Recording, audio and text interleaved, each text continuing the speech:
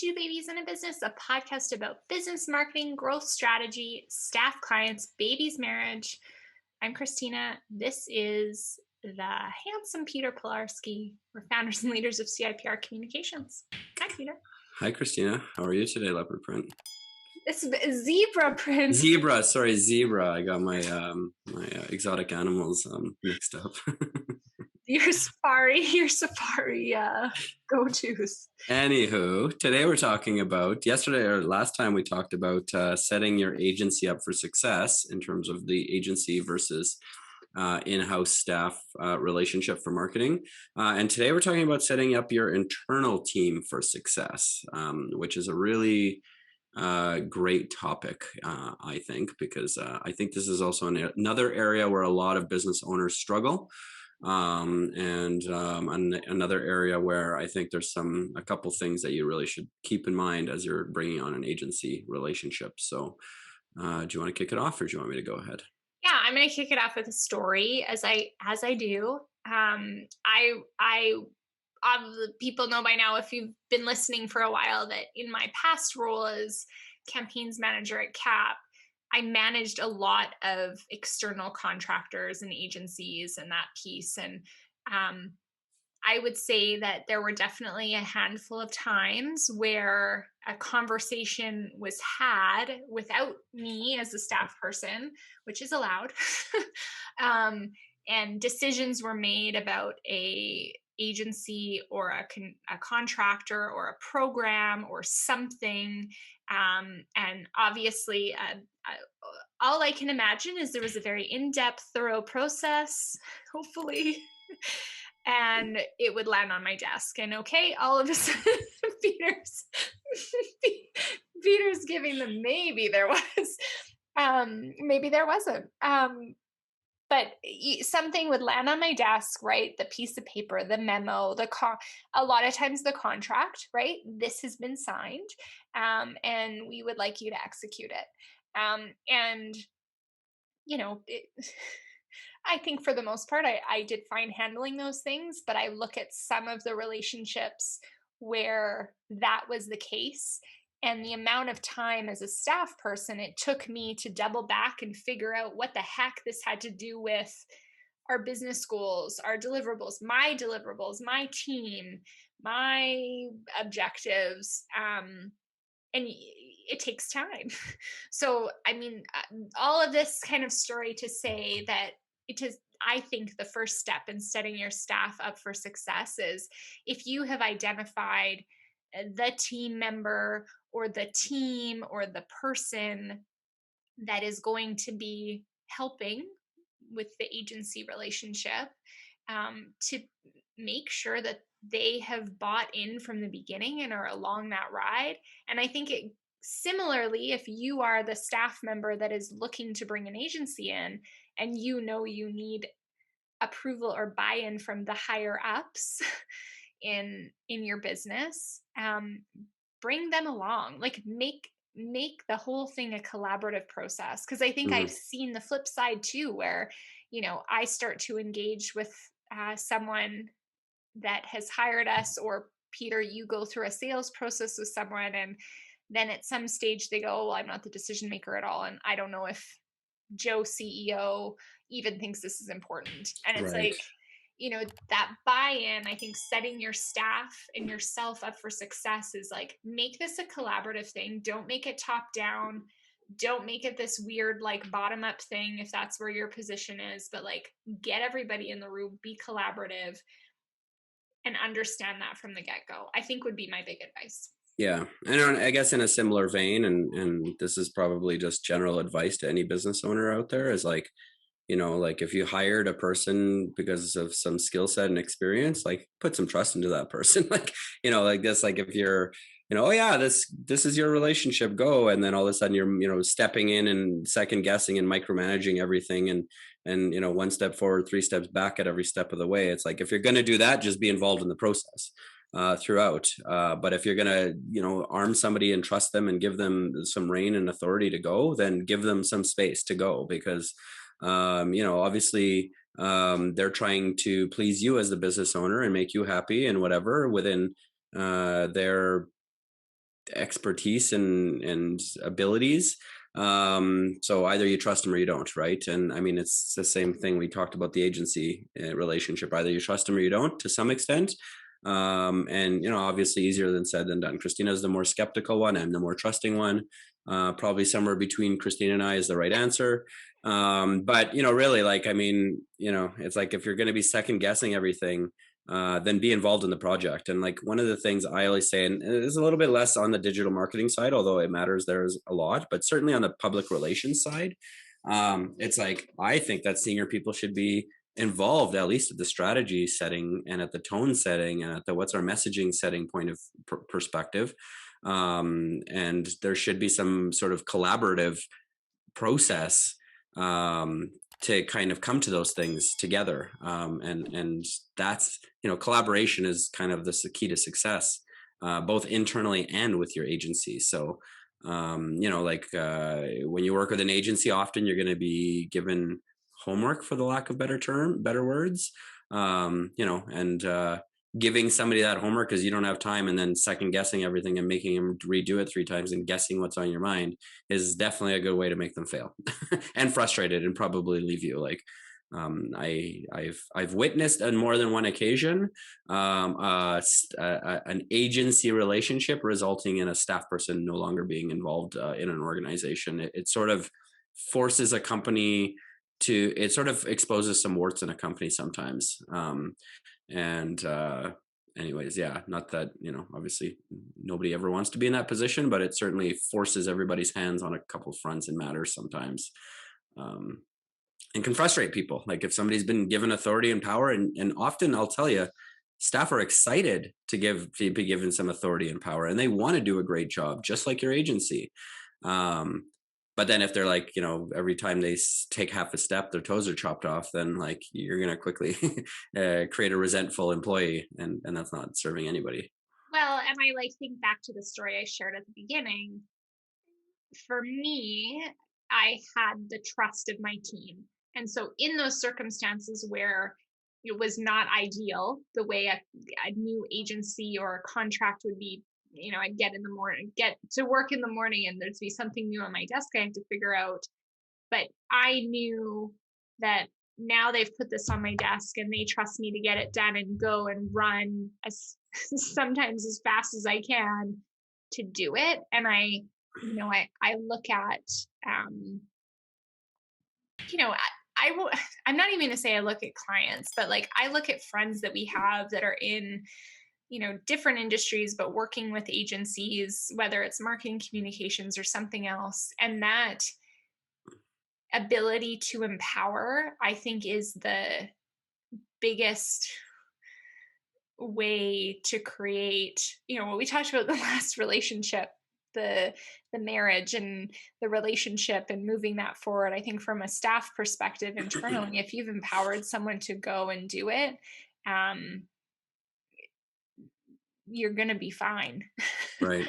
Right? Like if you trust that person internally, even if something changes or something happens, that person internally is going to be able to relay that back to the agency or include the agency in a certain conversation or not. Or yeah, I think that is really the key to success with staff. And if that's, allocating a budget, this is your marketing budget. And maybe it's even more drilled down than that. This is, the buckets, or trusting them to fill the buckets in. But they need line of sight on all of those things, because chances are, if you're working with an agency, especially on a retainer model or even on a website project, there are going to be expenses that come up, whether it be a big wholesale change and a big price tag, or small little things. And I'm thinking about like 15-minute website fixes that cost, $75 or whatever it is.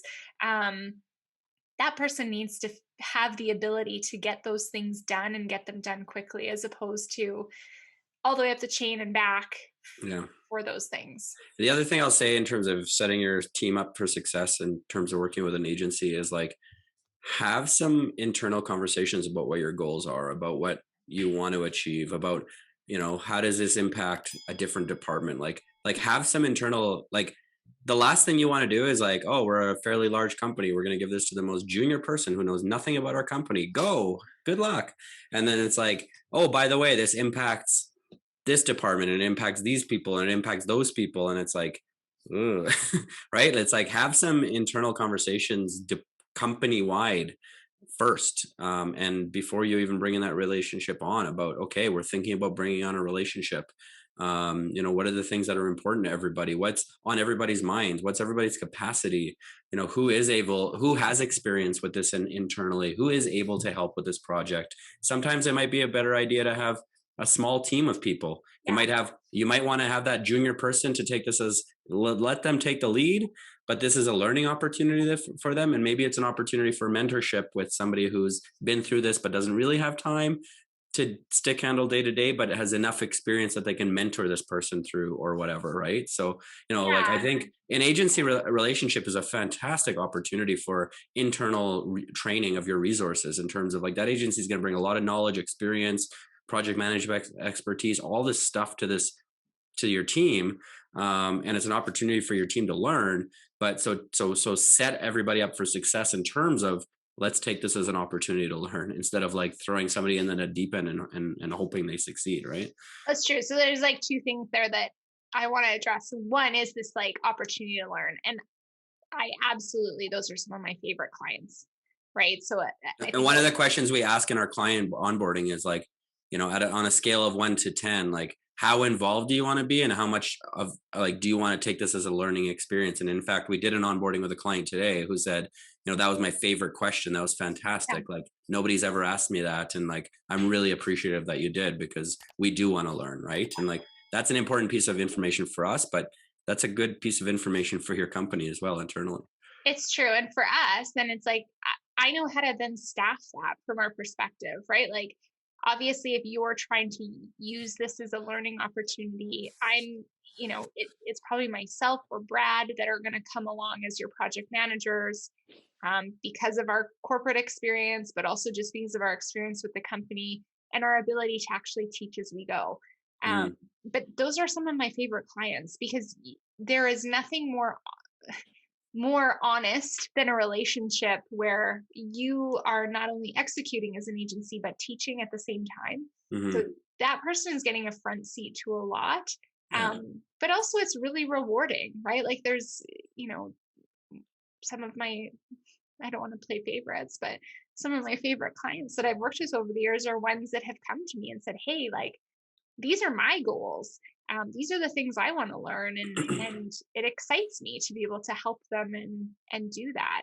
And then I Yeah. think, you know, on the flip side of that too, I think what you touched on in terms of like the experience, um, is so key. So if that person that you've put on is not necessarily experienced with an agency relationship, it's like make sure they're experienced with project management, make sure they're, experienced with the company. I think, something I would maybe deter people from thinking about is having that new person you just hired be the main point of contact for an agency that you're trying to work with to grow your business, because probably now you have the agency and this new person that are both trying to figure things out. Yeah.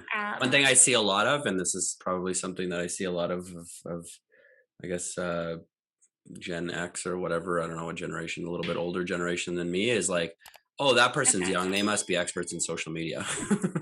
It's like, don't make assumptions.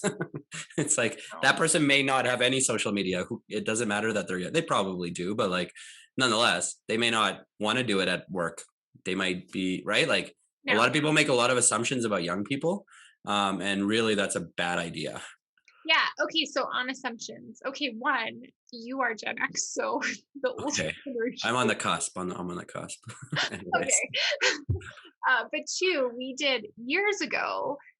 One of our first actually big gets was a digital audit for Safeway Canada before Right. Sobeys ate them up. And one of the biggest things we found out is we ended up surveying and talking to frontline staff because they are generally younger. I feel like there's, the younger Sure. clerk, but also the older generation about engaging in social media channels. The kind of marketing team was always kind of dumbfounded at like, hey, these are young people, they love social media, why aren't they engaging with the company? And the number one answer that came out of that was like, I am like here for 8 to 10 hours a day, and all I do is like live and breathe this brand. The last thing I want to do when I go home is like have to engage with this brand on social media. And And what then on was top of that, they had firewalls about like people like using their cell phones to be able to engage with social media at work, right? so no, but like yeah, it like caused this really interesting HR, like further than marketing, to your point about interdepartmental, like it caused this really interesting process goal conversation company wide. But like you're absolutely right, like don't make assumptions. Don't make assumptions. And like, yeah, I think we see that a lot. And it's like, oh yeah, you're young, so you can handle it. You know this stuff. And it's like, that's not at all true. And Oh, yeah, I'm the youngest in like my family and everyone comes to me for things. I don't know. I don't know. yeah, yeah. So that's a big one. I think also, I mean, and this is probably sounding like a bit of a broken record, but like, the best way to set your company up and your team up and the agency up for success is to start off with writing a strategy and paying for a strategy. Like fundamentally, I mean, if you have a strategy and everybody's on the same page as what the goals are, what the outcomes are, how we measure ROI, what the tactics will be, I mean, that's the best way to set everybody up for success, period. I mean, there's just no better way. And frankly, that process of developing a strategy is a really healthy thing for a business to really think through their markets, their buyers, their competitors, and like, because even that, like, I mean, even the conversation sometimes when we go through a digital marketing blueprint and we start talking about who your competitors are, it's like it depends who in the company you ask. Right? Everybody has a different idea of who their competitors are. So again, going through that process allows your company to have some good internal conversations about what it is you're trying to accomplish, who your competitors actually are, what your goals are, kind of create that alignment company wide. And that's the best way to set people up and your marketing in general up for success. Yeah. No, I think that's a great place to wrap this one up. What I'll say is when we engage, we often start with a big workshop internally that staff person that is the champion or the owner kind of brings who they want into that meeting. And we kind of go through things that way. Usually it's a strategy session, to your point, that we can then build a strategy out of and a tactical plan.